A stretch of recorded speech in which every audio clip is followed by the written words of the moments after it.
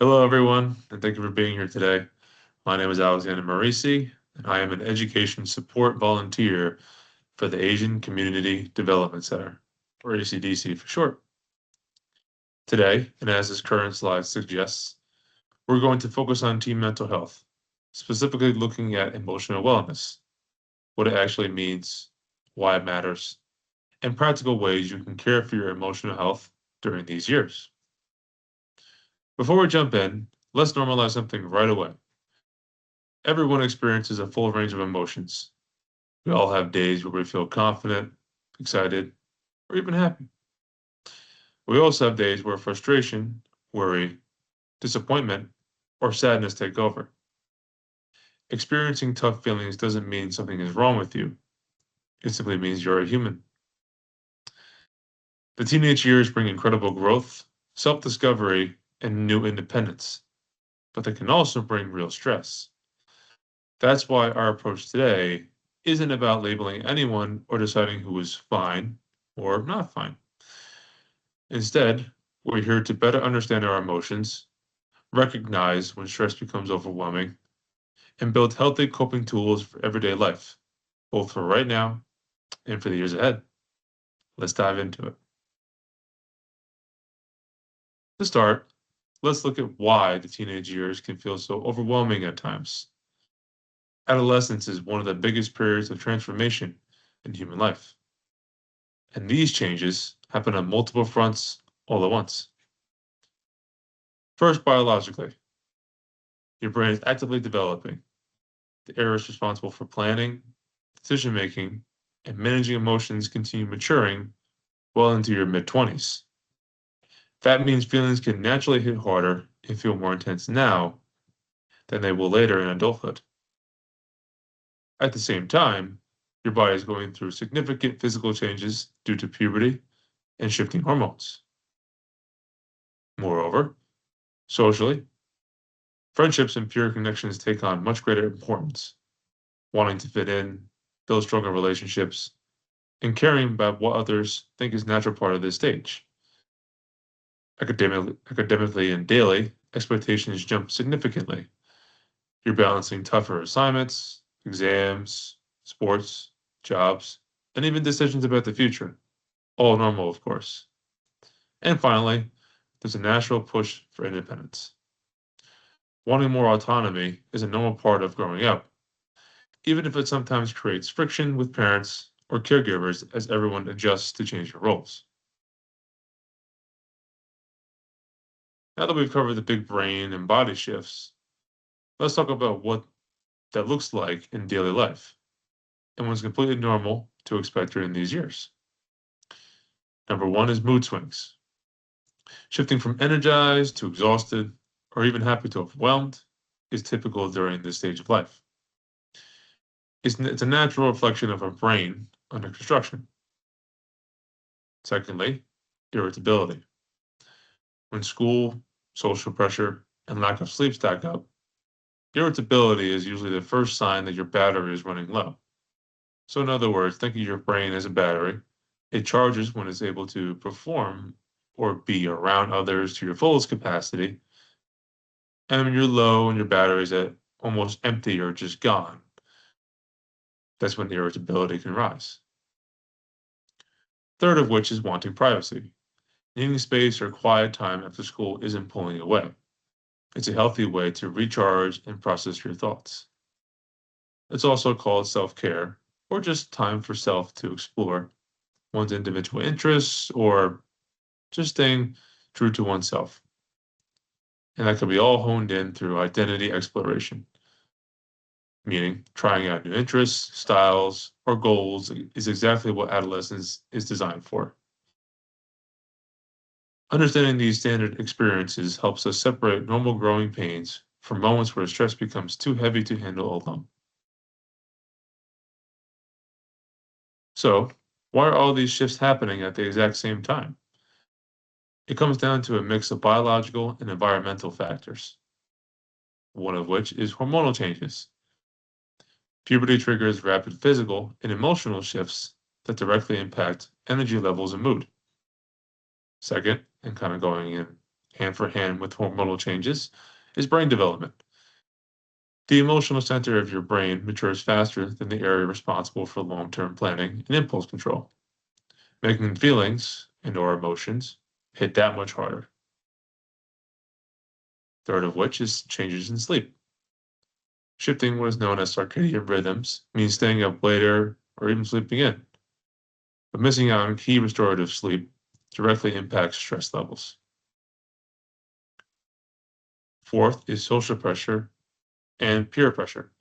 Navigating dynamic friendships, fitting in, and managing group dynamics takes up significant mental bandwidth. Fifth, academic and athletic demands. Higher stakes in school, sports, and activities create a constant balancing act. And sixth, increased responsibilities. Taking on chores, jobs, or family duties adds to real weight to your daily schedule. Holistically, when looking into all six of these happening simultaneously, it makes complete sense why this period of time feels heavy sometimes. And to stress again, as this presentation has done so far, it's all very normal and it might happen at one point in time, the entire time, but it's all normal. So, with all those things in mind, what exactly is emotional wellness? A lot of people think it means being happy 24/7, but that's completely unrealistic. Being emotionally well means recognizing your emotions, expressing them in healthy ways, coping with stress, recovering after setbacks, building healthy relationships, and knowing when additional support is needed. Think of it like physical fitness. You don't need to just wake up physically strong without practicing, or expect, to wake up physically strong without practicing, exercising, taking care of your body. Emotional wellness works in a similar capacity. It's a muscle you build over time through healthy habits. As you can see on the screen, being emotionally well involves recognizing your feelings. Simply noticing and naming what you are experiencing can be a powerful tool. It can provide some clarity as to, as I said, what you're feeling and what you are experiencing. Coping with stress and setbacks, developing ways to bounce back when things don't go your way. Resiliency, or pushing through adversity when it does arise. Building healthy relationships, connecting with people who uplift you and are a major support in your life, or minor, depending on who you view as which. Knowing when to seek support and asking for help. Realizing when a problem is too heavy to carry alone. Actually reaching out to a trusted person. Going hand in hand with building healthy relationships. Having a support cast can make things a bit more manageable in comparison to sometimes doing things all on your own. It can provide some comfort and perhaps some relatability and other things alike. And as I mentioned before in the last slide, prioritizing self-care. Taking time to recharge your brain and body. That includes hobbies, what looks like mindfulness in the picture, other things alike like meditation. All up to you, of course, it's subjective. Ultimately, the goal isn't to eliminate uncomfortable emotions. The goal is to build a toolkit so you can manage these emotions effectively when they happen. Another helpful way to think about emotions is to compare them to the weather. Weather changes constantly. Some days are sunny, others are rainy, and sometimes even storms may come through. But no matter how intense a storm gets, the weather eventually shifts. Our emotions work the exact same way. Excuse me. Some feelings pass in minutes, others linger for hours or days. Some days we feel calm, confident. Other days we feel frustrated, nervous, disappointed, overwhelmed, etc. However, if we pause and identify the specific emotion, for example, embarrassment, anxiety, loneliness, etc., it could become much easier to understand what is happening. Simply put, emotions give us information where there's power found in pausing and analyzing them. Therefore, instead of posing a question like, how do I make this go away? It can be reframed as, What might this feeling be trying to tell me? Understanding emotions helps us respond thoughtfully, instead of reacting automatically. And this can be seen in Figure 1. Is known as an emotion wheel. And I said before, kind of naming and recognizing the emotions on their own. This emotion wheel can give some insight about what those emotions are and how to manage them by recognizing that, like the weather, they pass and go.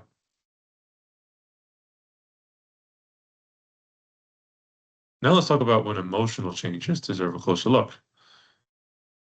We know that everyone has bad days or even tough weeks, months, possibly, but sometimes emotions become more intense, last much longer, or start getting in the way of daily life. For example, you might notice the following, or it could be different for everybody, but feeling down most days, constant worry or nervousness, feeling angry or irritated far more often, getting easily overwhelmed by everyday situations, or losing interest in the activities, hobbies, or sports you normally love.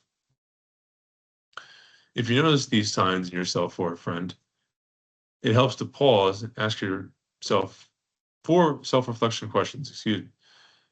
How long has this been happening? Is it a single bad afternoon, or has it been ongoing for weeks? How intense are these feelings? Are they mild, background noise, or do they feel overwhelming? Where are these signs showing up? Is it just something during math class, or something at home, practice, with friends, etc.? Just considering all those things alike. Or are they getting in the way of everyday life? Is it making it hard to sleep, focus, hanging out with other people, etc.? As to say above. These questions aren't about diagnosing yourself. They're simply a tool to help you notice patterns over time, rather than isolated events.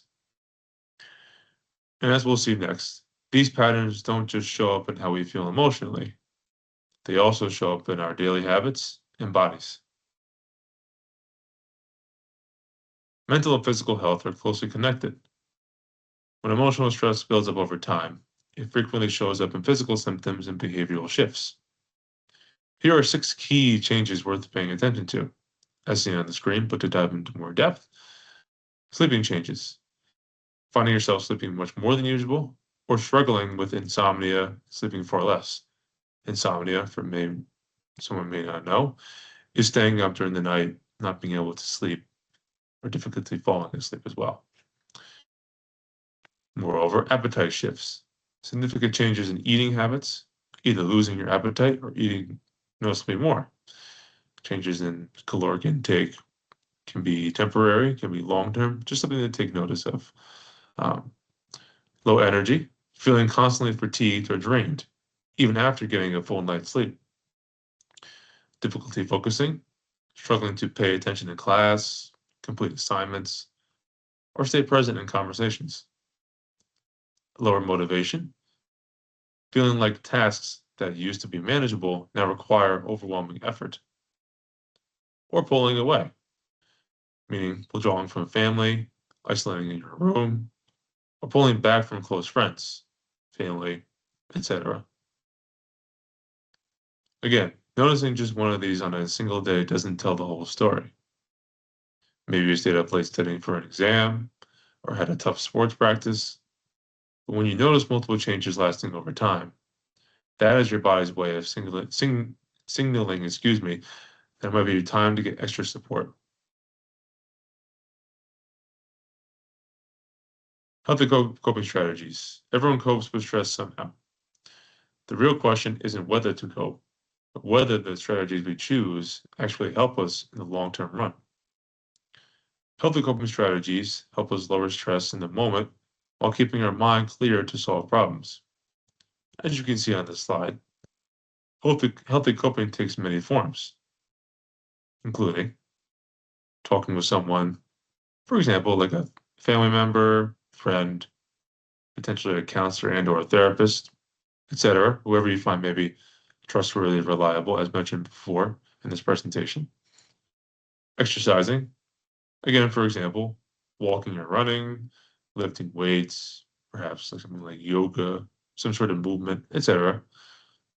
Artistic expression, listening to music, again, for example, journaling, drawing, creating art, more like an art therapy approach.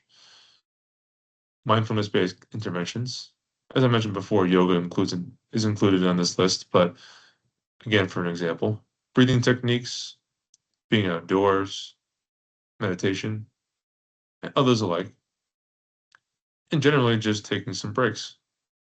Consider a work-life balance, or even like a normal scale. If the balance is higher on one side compared to the other, the scale will shift higher. If not, it'll skip lower. But those things are out of balance, out of sync. There's no way of keeping that balance, making things a bit more difficult in terms of emotions as well to maintain that coping strategy, or just maintaining some way of we'll call it inner peace. If you look at the coping wheel on the right, you'll see that coping involves a mix of personal abilities, actions, and social resources. What works for one person may not work for another. So the key is building a varied toolbox that fits your personal style. On the flip side, when emotional pain or anxiety feels overwhelming, it's very natural to look for a quick escape. But some coping habits give temporary relief while creating much bigger problems down the road. Example of these unhealthy coping mechanisms include, but are not limited to, substance use, using things like alcohol or drugs to numb feelings or even escape reality, self-harm, hurting oneself physically as an attempt to release or control internal pain. It is worth noting that we talked about exercise before.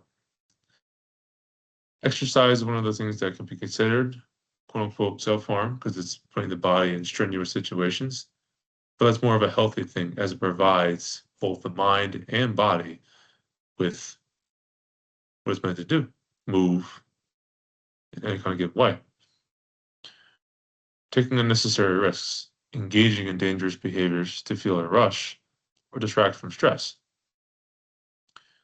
isolating from others, shutting out supportive friends and family completely, and ignoring problems, repressing or suppressing feelings, pretending everything is fine. If you look at the cycle on the right, you can see why these patterns trap us. It starts with anxiety, which leads to avoidance, or even procrastinating or isolating. And this is known as the cycle of avoidance. That avoidance brings quick, short-term relief, which can feel good in the moment. However, because the underlying issue wasn't addressed, it leads to intensification, the stress that comes back even stronger next time, making us want to avoid it even more. Please know that listing these things isn't about judging anyone. We all build habits based on what feels manageable in a given moment. The reassuring news is that if you find yourself relying on these cycles, healthier coping strategies can always be learned and built over time with practice and support. As seen in the previous slide, those things can be, as I just said, learned, reinforced, and grown with consistency, discipline, and as I just said, practice. So when intense emotions or stressful situations come up, how do we handle them? It often comes down to the difference between reacting and responding. Reacting is automatic, immediate, and usually driven by pure emotion. When we react, we tend to be short-sighted, we might jump to conclusions, overreact, become passive-aggressive, or engage in gossip and conflict. It feels like it feels quick in the moment, but as the chart shows, it's usually something unproductive and leads to poor communication, comparatively. And on the other hand, responding means taking a brief pause to let logic catch up with our feelings. It allows for us to focus on the big picture and work toward, for productive outcomes, like finding compromises, using facts and clear on communication, and focusing on our actual goals. So, the next time you feel a surge of frustration, anger, even anxiety, take a step back and ask yourself, am I about to react out of emotion or am I choosing to respond thoughtfully? That single pause gives you back the control in comparison to your emotions and or feelings.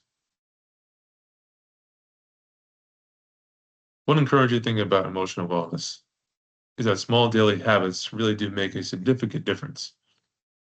Meaning, you don't need to have a flawless routine, small, and meaning small, consistent progress adds up over time. Here are a few practical habits that lay a strong foundation, one of which is getting enough sleep. We discussed it before, as there's many potential negative outcomes of not getting enough sleep, but aiming to regular restorative rest, anywhere between 6 to 8 hours, gives your brain, and body the time they need to recharge. Another is making balanced lifestyle choices, fueling your body well, staying active, spending time outdoors, and making room for hobbies you genuinely enjoy. And to kind of bring it back to what we were talking about before, that balance. Even with the work and life balance, this applies as well to supporting emotional wellness. Making those lifestyle choices allows for some sort of, I don't want to keep saying balance, but more of like a continuum for everything to kind of work together, fueling the body in different ways. Another is limiting screen time and taking social media breaks, especially before bed. Stepping away from screens helps us quiet your mind and prevents doom scrolling or constant comparison. Staying connected with supportive people, reaching out to trusted friends, family members, or mentors who lift you up. That can also include, as mentioned before, the counselor and therapist that was discussed in a previous slide, if it's called for. When building these habits, focus on process over perfection. You don't have to overhaul your whole life overnight. Small, steady choices are far more effective than trying to change everything at once. And remember, while these habits build resilience, if things ever feel too heavy to manage on your own, reaching out for additional support is always a strong step to take.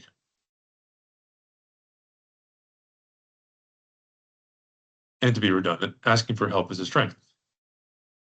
However, there's a common misconception that asking for help means you aren't strong enough to handle things on your own. In reality, reaching out is a huge sign of maturity and strength.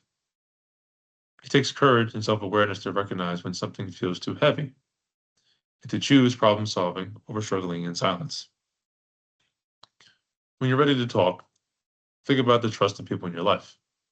And as shown on the screen, parents or caregivers, teachers or school counselors, coaches, extended family members or relatives, youth leaders and mentors, trusted friends. And those can be great listeners, encourage you to connect with further support when you need it, even challenge you in areas where maybe you're not seeing where looking for more help is needed and or wanted. It's completely normal to worry about feeling judged when showing vulnerability or opening up about real emotions. But reaching out isn't a sign of weakness. It's a demonstration of resilience, self-awareness, and courage. Those in themselves are true strengths.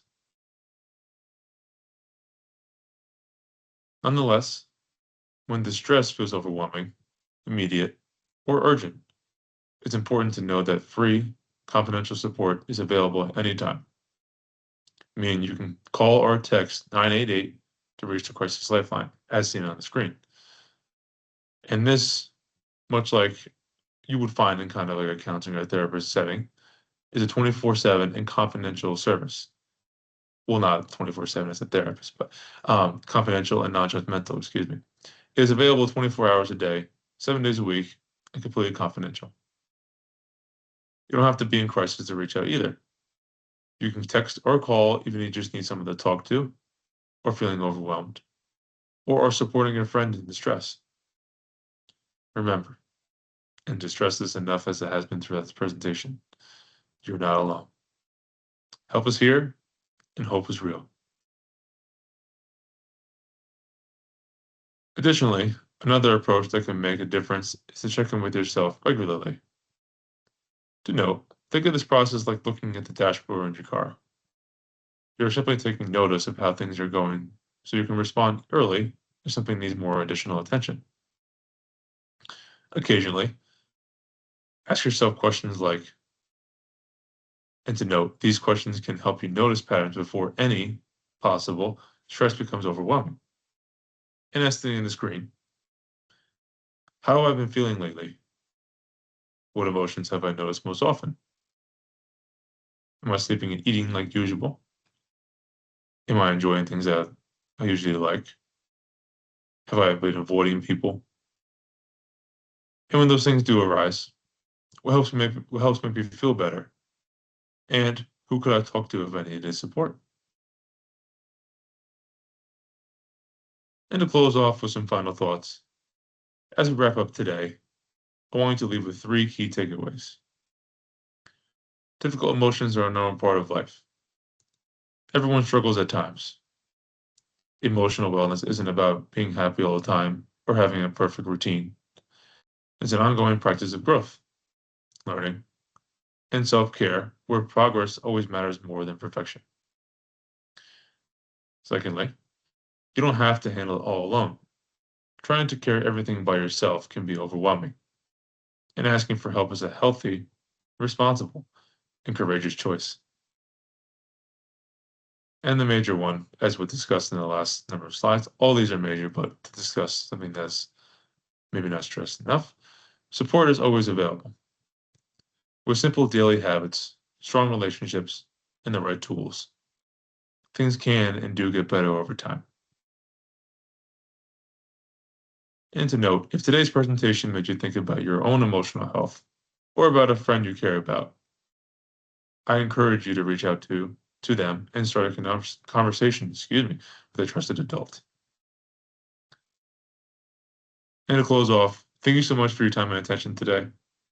Always remember, your emotions matter, your well-being matters, and taking care of yourself is a skill that will serve you for the rest of your life. These are my references, for today's presentation. Thank you so much for your time. I hope all well moving forward. Thank you again.